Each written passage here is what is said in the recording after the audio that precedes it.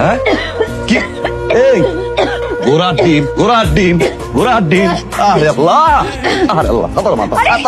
সাতার মাথা রান্ধো বারবার মানা করছি আমি আরো বেশি রান্না করো বারবার বলছি চুলা নতুন রান্না করার দরকার নেই আমি ঘরে ছিলাম না রাখতে পারতো না হ্যাঁ কাজ শুরু করছো ঠান্ডা লাগছে ওই দিন আগে বারবার বলছি যে আমি যখন বাড়ি আসি বাড়ি থাকলে আমি রান্নাটা করবো কাজ চুলায় কি হয়েছে চিল্লাচ্ছিস কেন? মোর্শেদের পোলা হয়েছে বাচ্চা মাই হয়েছে এখন জিজ্ঞেস করেন কি হয়েছে আমি যখন ঘরে থাকি তখন বউর প্রতি খুব খেয়াল রাখেন আমি যখন ঘর থেকে বাইরে হয়েছে বউর কথা খেয়াল রাখেন না এই যে মায়ের ঠান্ডা লাগছে কাশতে হুকুর কাশতে আপনি আসবেন না দূরে আসবেন না আরে আমি তো টিভি দেখতেছিলাম টের পাই নাই। আপনি টের পাবেন কেমনে আপনি 24 ঘন্টা হিন্দি সিরিয়াল ওই হিন্দি সিরিয়ালে কাছে জিনি দেখতে গিয়ে আমার দিন থেকে হারাম হয়ে গেছে ওটা বন্ধ করেন। আরে আমার তো কোমরে ব্যথা ছিল এই জন্য আমি বৌমারে কষি একটু রান্না করছি। এই প্রত্যেক মার প্রত্যেক খালা পোলা বিয়ে দিলে কোমরে ব্যথা হয় হ্যাঁ মতিউরের পোলা বিয়ে দিয়ে নাচলেন কুদিন দিলেন পরশুদিন না না না বাবা নাচি না একটু খালি হাত নাড়েছি। আপনার কোমর লড়ে নাই একটু খেয়াল রাখতে কইছি আমি কি চুপ করবো আমি কি সমস্যা কি আপনার? আরে সমস্যা সিরিয়াল দেয় ইন্ডিয়ান সিরিয়াল দেয় আপনার সমস্যা কি?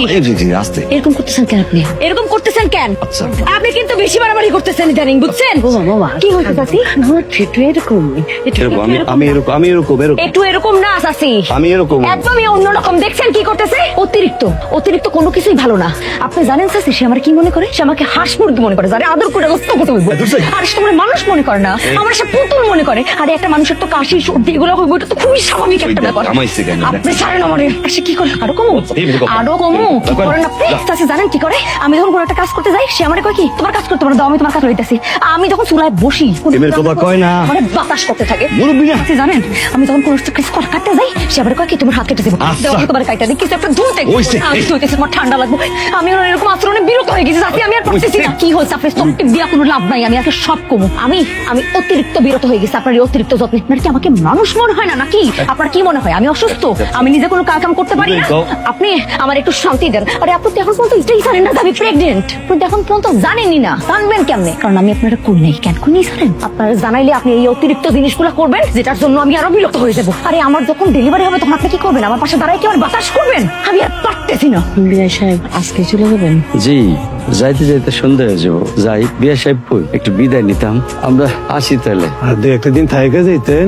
আমার সমস্যা ছিল না কিন্তু যে জিদ ধরছে আজই যাইবো মনটা যে কেন খারাপ বুঝতেছি না বিয়ায় জামাইয়ের লগে কি হয়েছে না হয়েছে কিছু তো বুঝতেছি না জামাই কি করছে অপ্রচার করছে ভালোবাসা অপ্রচার করছে যার কারণে জেসমিন থাকে যায় না। আব্বা ছোটবেলায় দেখতাম জুয়া খেলতো চাচা দাদায় সবাই মিলে থামাইতে নেশার মতো হয়ে গেছিল। দুদিন জুয়া খেলা বন্ধ করে আবার রাত্রবেলা লোকজন ডাইকে লয়ে যেত জুয়ায় হাঁটো আর রাত্রবেলায় আম্মুলায় খারাপ ব্যবহার করতো। আমার কানের দুল গলার সেট নাকুলটা পর্যন্ত খুলে নিয়ে ব্যাস 19 থেকে 20 হইলে আমার মারতো ডরে কারেট নিচে পলাইতাম।